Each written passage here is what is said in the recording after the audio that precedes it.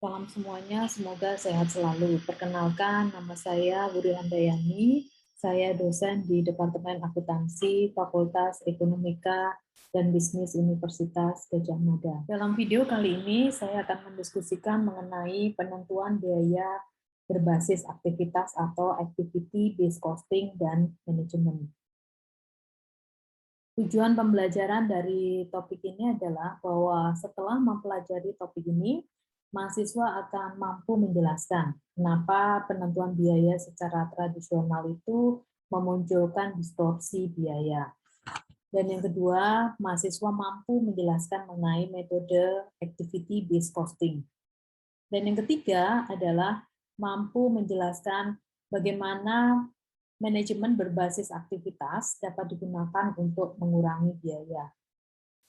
Nah, saya akan memulai dengan keterbatasan dari sistem akuntansi biaya yang berbasis fungsi. Biasanya, praktek yang dilakukan oleh perusahaan dalam mengalokasikan biaya overhead adalah menggunakan biaya overhead tunggal untuk seluruh pabrik, atau biasanya mereka juga bisa menggunakan biaya overhead per departemen. Dan dasar yang digunakan adalah jam tenaga kerja, jam mesin, atau dasar yang lain. Namun hal ini dianggap menimbulkan distorsi biaya, terutama bagi perusahaan-perusahaan yang memiliki karakteristik sebagai berikut, yaitu perusahaan yang berusaha untuk melakukan perbaikan secara berkelanjutan. Lalu perusahaan yang memiliki margin keuntungan kecil, di mana margin ini akan bisa tergerus jika penentuan biayanya tidak akurat. Adanya tekanan kompetitor dan adanya keinginan perusahaan masuk ke pasar yang lebih luas lagi juga menyebabkan fungsi akuntansi yang berbasis fungsi itu menjadi kurang. Dan karakteristik lain yang menyebabkan sistem akuntansi tradisional menjadi terbatas adalah di mana perusahaan ingin meningkatkan kualitas manajemennya secara berterusan. Dan dalam kondisi di mana teknologi canggih diterapkan, maka proporsi overhead akan menjadi lebih tinggi. Satu lagi bahwa distorsi juga akan membahayakan jika perusahaan itu berbasis pada kepuasan pelanggan. Jika produk yang dihasilkan menghasilkan biaya yang tidak tepat, maka harga yang ditetapkan pun juga tidak akan akurat. Hal yang kedua yang perlu dipahami adalah bahwa ada berbagai biaya overhead itu yang tidak terkait dengan unit. Jadi penggunaan tarif tunggal atau departemen biasanya itu memiliki asumsi bahwa setiap produk itu mengkonsumsi atau membutuhkan biaya overhead yang sama dengan jumlah unit yang diproduksi. Asumsi ini benar kalau aktivitas yang berada pada level unit itu akan diperlukan oleh biaya overhead ini.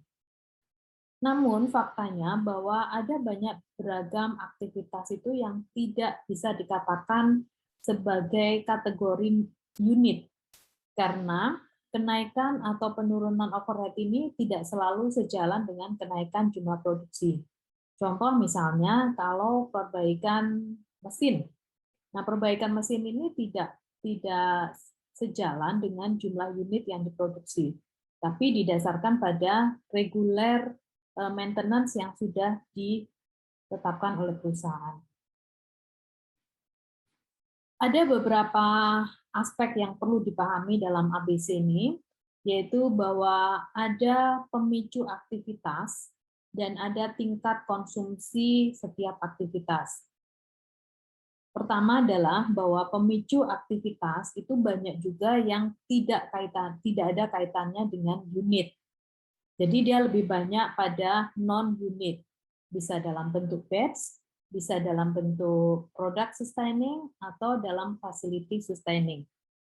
Nah, ini yang nanti akan diperlukan untuk menghitung konsumsi overhead dari aktivitas yang levelnya itu non-unit. Nah, yang kedua adalah pemicu aktivitas pada unit level itu memang mengukur konsumsi overhead yang dibutuhkan oleh aktivitas-aktivitas setiap unit produk.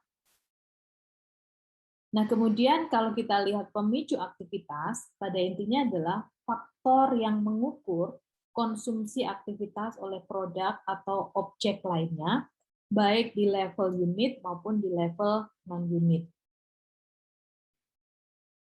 Di dalam ABC atau di dalam activity based costing, maka ada hierarki biaya, di mana hierarki biaya ini didasarkan pada unit level, artinya bahwa biaya overhead tersebut diperlukan oleh setiap unit produk yang dihasilkan. Nah, kemudian yang kedua adalah level batch, di mana jumlah dari biaya overhead ini didasarkan pada jumlah batch yang diproduksi. Contoh misalnya biaya maintenance yang didasarkan pada terselesaikannya jumlah batch tertentu. Jadi batch satu dengan batch lain mungkin unit yang diproduksi akan berbeda. Nah, di sini biaya maintenance atau perawatan adalah biaya yang masuk dalam kategori batch level. Tahap ketiga atau hierarki yang ketiga adalah product sustaining, di mana biaya ini sangat bervariasi tergantung dari lini produk yang dimiliki. Jadi misalnya kalau perusahaan memiliki berbagai lini produk, maka setiap produk memiliki biaya overhead tersendiri. Nah, ini tidak tergantung dari unit maupun batch-nya.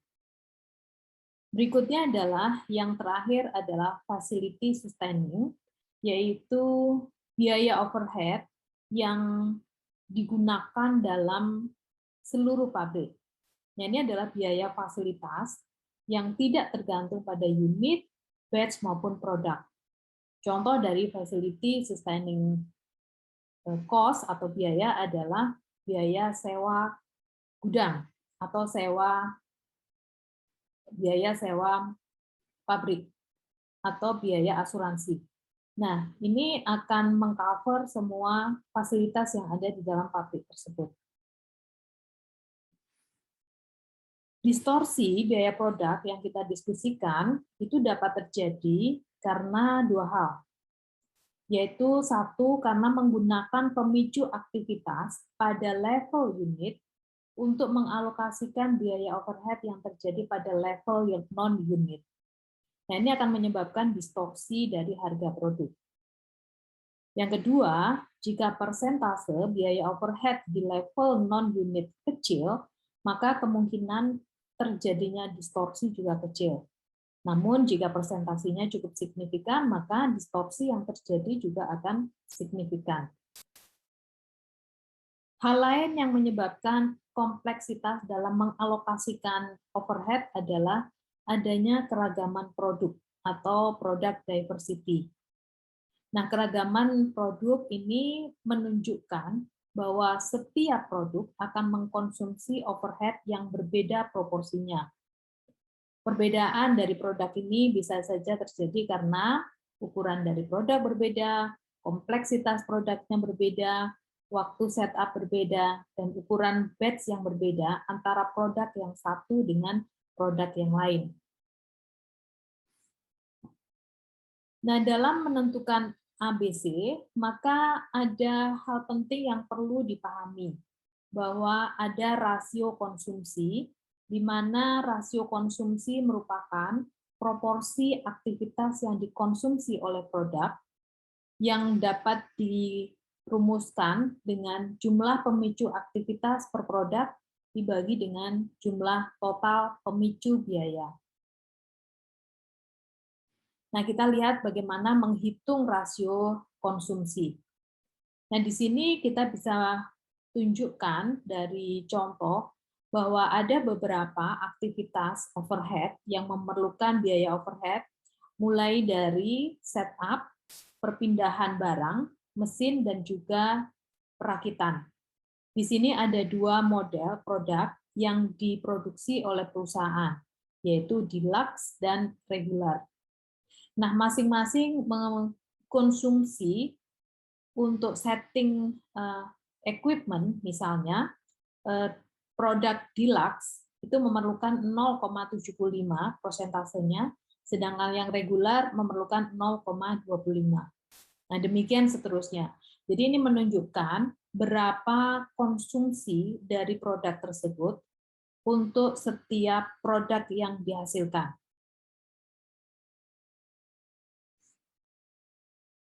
Langkah berikutnya dalam ABC adalah kita perlu untuk menghitung tarif dari setiap aktivitas. Nah, ini contoh bagaimana sebuah perusahaan dengan berbagai aktivitas dan juga biayanya, pemicu biayanya, serta kuantitas dari pemicu biaya tersebut. Contoh misalnya di sini, setup peralatan biayanya sebesar $1.000. $1.000 ini disebabkan karena jumlah jam untuk men-setup itu sebanyak 4 jam. Berikutnya adalah untuk perpindahan barang, biayanya sama 1.000, di mana pemicu biayanya adalah jumlah perpindahan.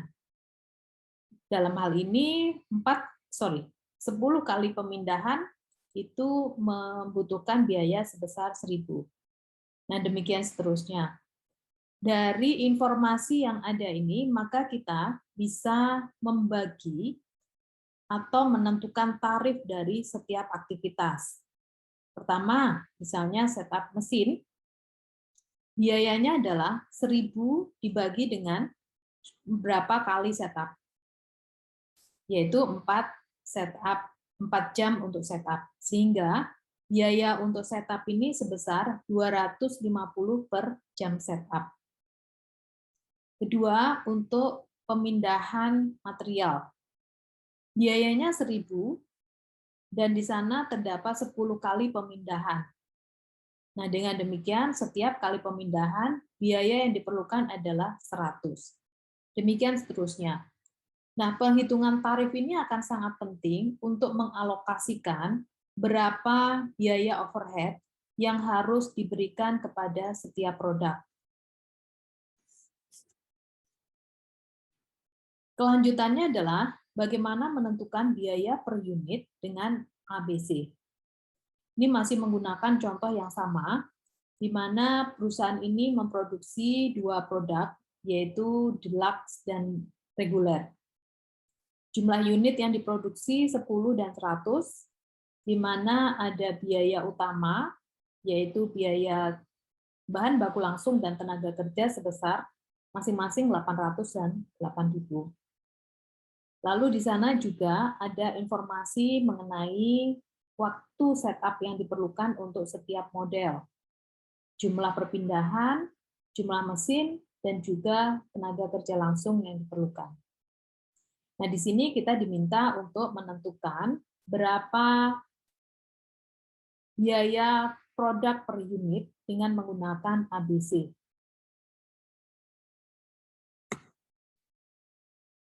Cara yang sudah kita hitung dari penentuan tarif itu akan digunakan sebagai dasar untuk melakukan alokasi.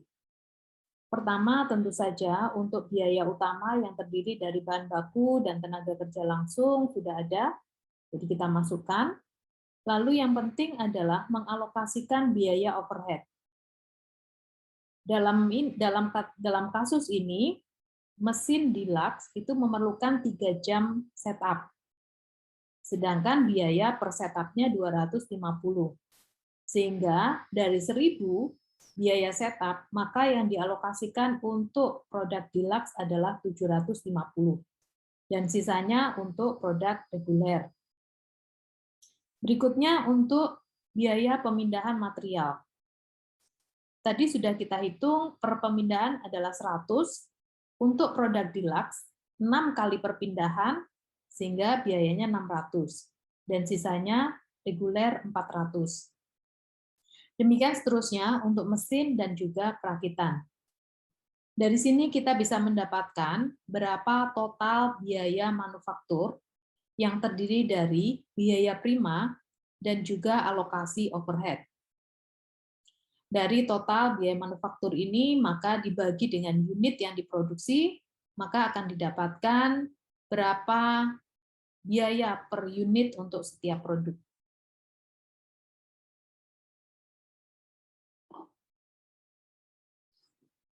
Nah, jadi dari sini kita bisa mendapatkan bahwa metode ABC itu sebenarnya adalah mengalokasikan biaya overhead yang terdiri dari contohnya biaya tenaga kerja tidak langsung, depresiasi, dan juga misalnya biaya listrik. Nah, dari semua biaya-biaya overhead ini, maka dikumpulkan menjadi satu, dan kemudian dialokasikan kepada beberapa aktivitas.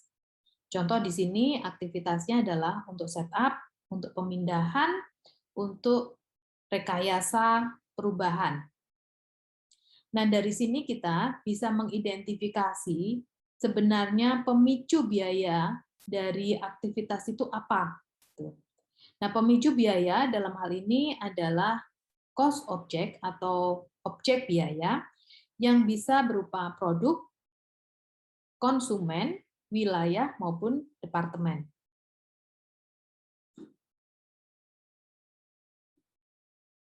Nah, ABC ini juga tidak hanya bisa digunakan untuk menentukan biaya per produk, tetapi bisa juga digunakan untuk mengevaluasi pemasok dan juga konsumen potensial.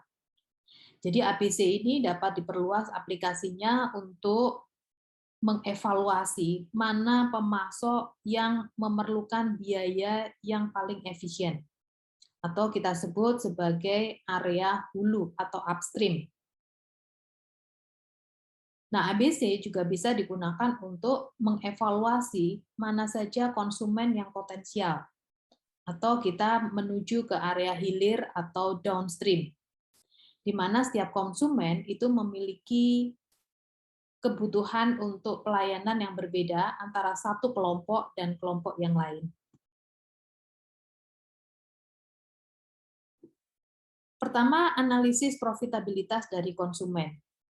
Berdasarkan survei yang dilakukan oleh perusahaan berteknologi tinggi yang menerapkan ABC, mereka mendapatkan kesimpulan bahwa sebenarnya hanya 10% dari konsumen mereka itu yang berkontribusi terhadap profit yang mereka dapatkan. Nah, mereka juga menemukan bahwa perusahaan itu sebenarnya mengalami kerugian ketika melayani 50% dari konsumennya. Nah, perilaku ini dapat dilihat dari kurva paus, di mana dari kurva ini kita bisa melihat bahwa dari kelompok konsumen yang berkontribusi terhadap profit dari perusahaan hanya kurang dari 20%. Nah, selanjutnya akan menurun untuk kemampuan menghasilkan profit dari masing-masing pelanggan.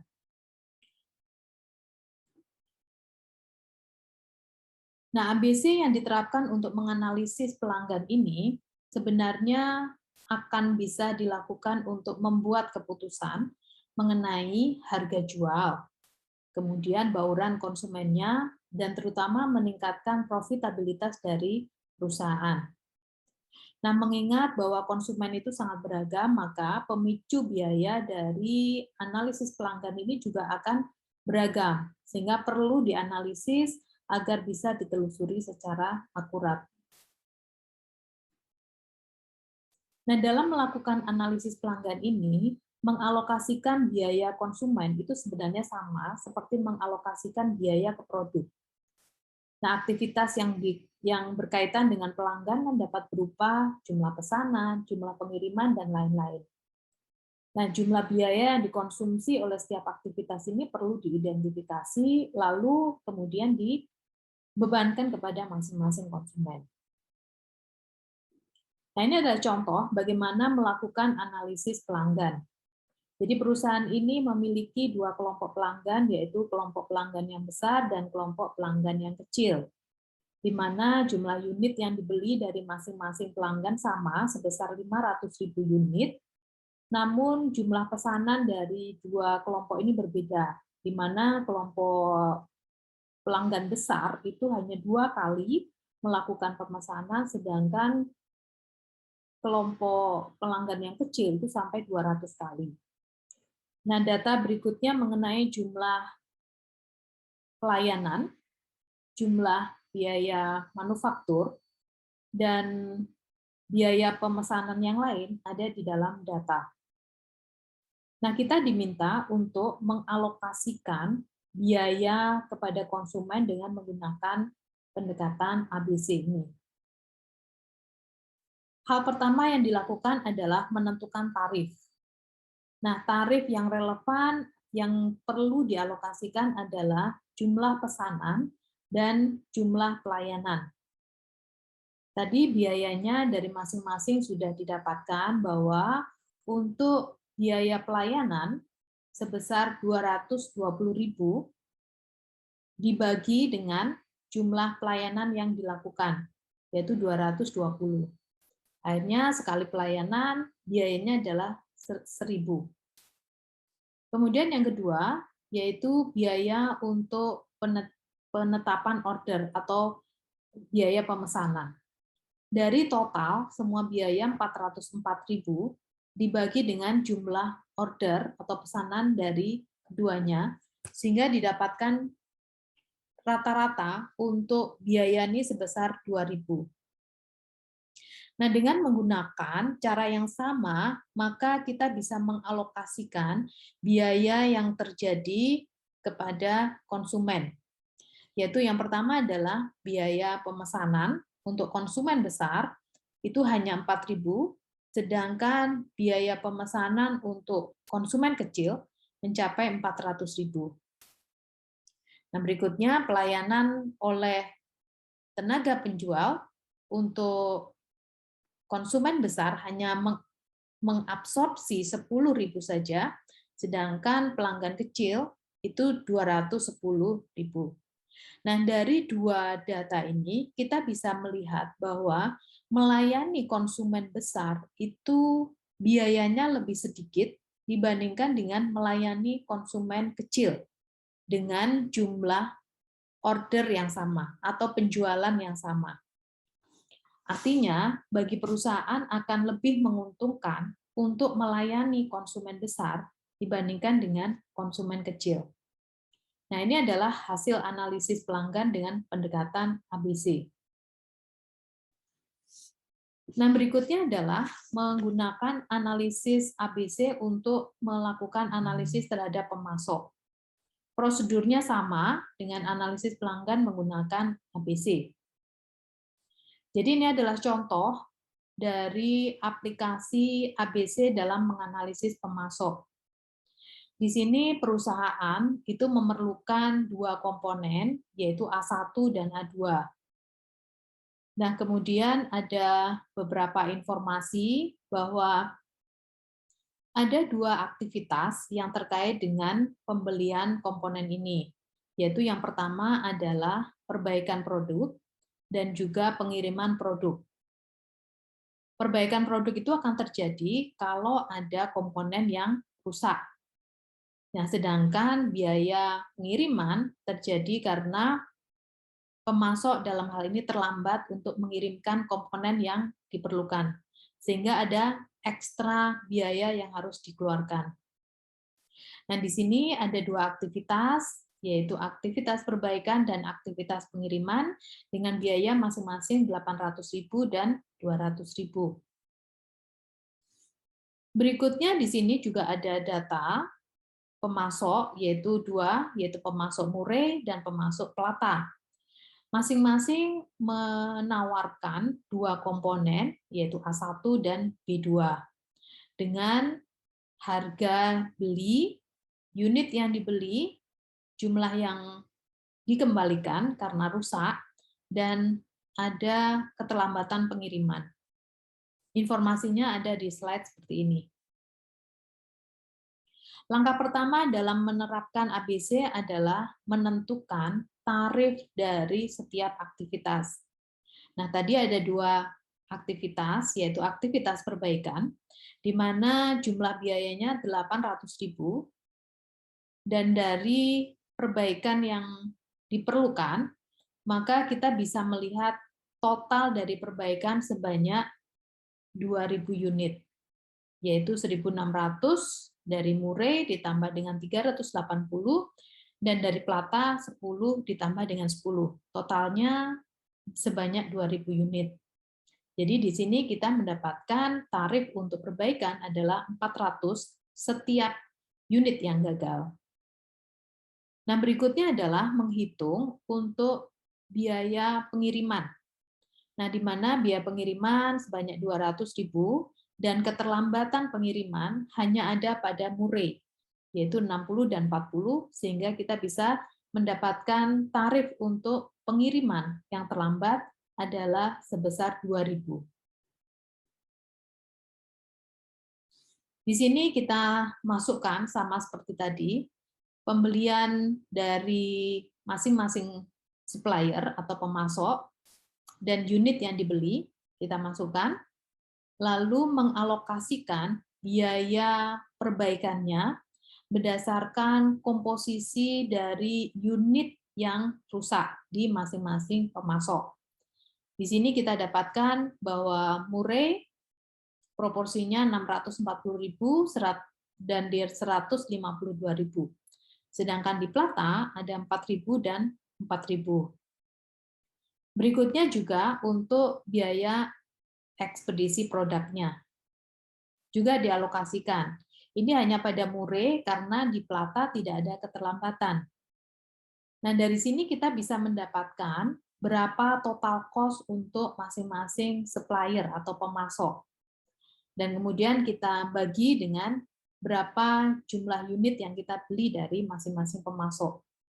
Akhirnya kita bisa mendapatkan total unit yang dibeli dari masing-masing pemasok. Nah, di sini kita bisa melihat bahwa untuk komponen A1, maka di Murray itu sebenarnya harganya lebih tinggi, dengan angka sebesar 29,5. Sedangkan di Plata sebanyak 24. Nah, kemudian untuk komponen B juga di Murray lebih tinggi dibandingkan dengan di Plata. Jadi dari sini kita bisa mendapatkan kesimpulan bahwa membeli dari pemasok Plata itu lebih efisien dibandingkan dengan dari Murray.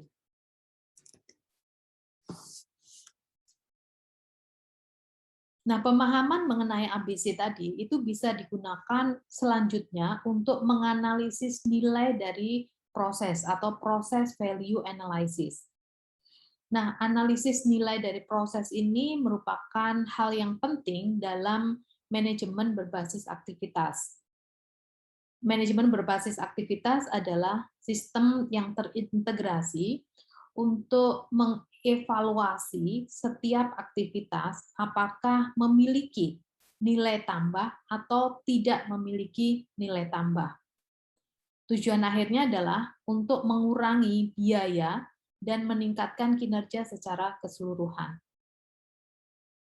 Kita lihat model analisis dari proses ini, yang fokusnya pada analisis pemicu aktivitas, dan juga pengukuran kinerja. Analisis pemicu aktivitas akan fokus pada pertanyaan, mengapa ini terjadi? Lalu analisis aktivitas itu mengidentifikasi aktivitas apa saja yang menyebabkan biaya. Dan pada akhirnya di ujung proses ini akan mengukur kinerja dari semua aktivitas. Dari analisis proses nilai ini, maka akan bisa ditentukan 2 aktivitas, yaitu aktivitas yang memiliki nilai tambah dan harus ada dalam perusahaan.